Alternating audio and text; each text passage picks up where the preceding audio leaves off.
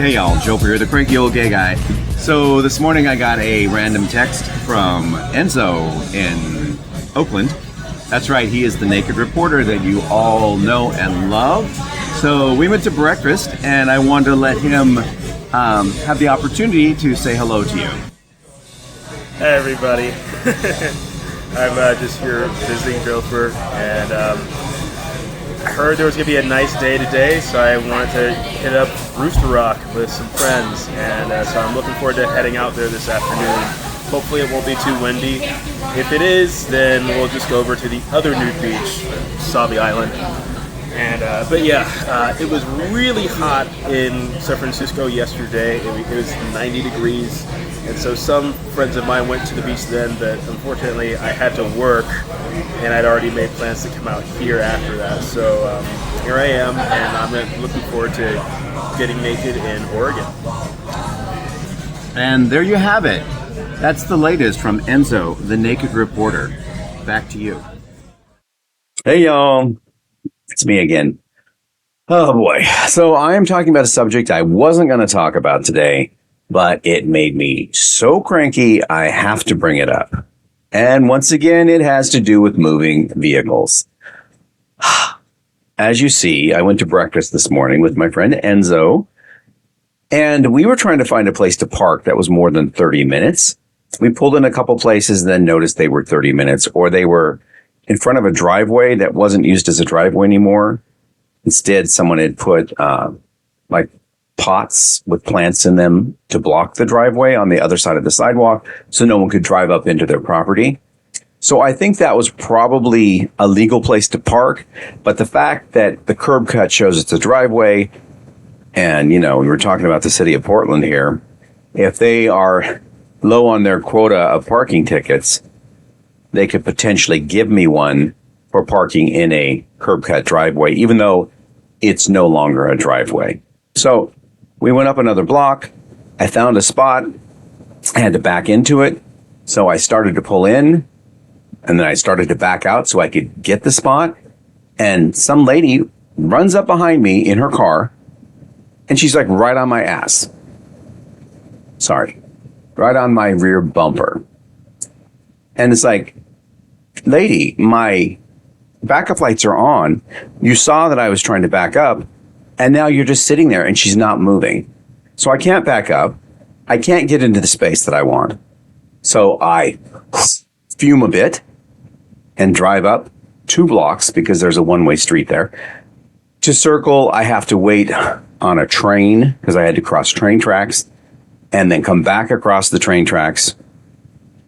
And I couldn't find anything on the other end of the block, so we circled up another 2 blocks, drove around, and we parked a block away and had to walk. We parked very near where that driveway I couldn't park, that curb cut driveway I couldn't park at before. But I did find a spot on that block that wasn't there before. And we got up to the restaurant. We went to the Pine Street, what is it, just the Pine Street Cafe? I don't know. It was the first time I was ever there. But it's very trendy in Portland. They've got several. And I looked, and the lady that had backed up and had pulled up behind me and blocked me was now in the space that I was trying to get. So she saw the space, she saw I was going for it, and she rammed her way in there. And that makes her the C word. And it made me very cranky. No, it doesn't make her a crank. It makes her a big old C word, the kind of thing that they say very casually in Britain. Yeah, that's what she is. And that made me cranky. Other than that, I had a good visit with Enzo and gave him a ride back to where he's staying. And in a couple hours after that, he was going to go up to Rooster Rock. That's one of the reasons he likes to come back to Portland, because of the nude beach. Marshall Beach in San Francisco is rarely warm enough to draw a large crowd. I know that he was there last week, not yesterday when it was 90 degrees there, but prior to that, because I saw pictures online showing that he was there. I've never been to Marshall Beach in the summer. I did, I believe, swing by there when it was really cold. I guess it might have been summer. It was spring, but there was nobody at this beach that I was at. A lot of rocks, not a lot of sand, but from the perspective, you still see the bridge in the same way. So I think I was at the right beach, but I was by myself, just in a rental car. So I don't know if that was the right place or not, because I went looking and I did not find it. Just a reminder that tomorrow there will be a premiere video event at 8 a.m. Pacific time, and that is when Galians Among Us will break on the scene on YouTube, and I will be right here by my PC when that happens. So if you're around and you want to leave instant comments there, or comments that, show up right away, I will be there to answer them, and I will stick around for 10 to 15 minutes after the video. The video is only 6 minutes long, so you guys can hang in for that long. I will be able to respond to your comments or answer any questions or whatever at that time. And after 10 to 15 minutes, if there's no one leaving more comments and it looks kind of empty, I will log on out and be on my merry way. I hope you all enjoy the video tomorrow, because it has over 1,000 edits, which took me forever, and it still isn't the way that I actually imagined it. But that's what happens. You take a big project, you cut it into a bunch of little pieces, because the whole project overwhelms your computer. So you cut it into a bunch of little pictures or little pieces, and you do each one separately, and then you piece those pieces together so it'll render finally. But it still took a long, long time. And I probably won't be doing a video like that for a while, because it took so freaking long. And that, of course, what else made me cranky? And on that note, what note is that? That's a G sharp, I think. I am going to wish you well. And, one last thing. I'm going to a birthday party tonight. Yay! It's kind of a dinner with dessert party. And, yes, it's gay. And it's people that are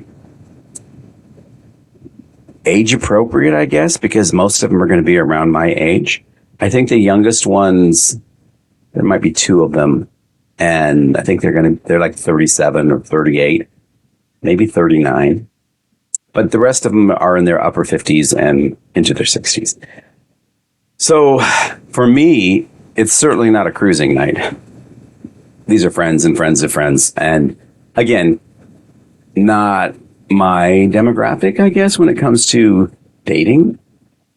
I know people judge me for that all the time, but it's just the way it is. Mentally, I'm still a lot younger than I am physically, and that's who I prefer to go out with. I know.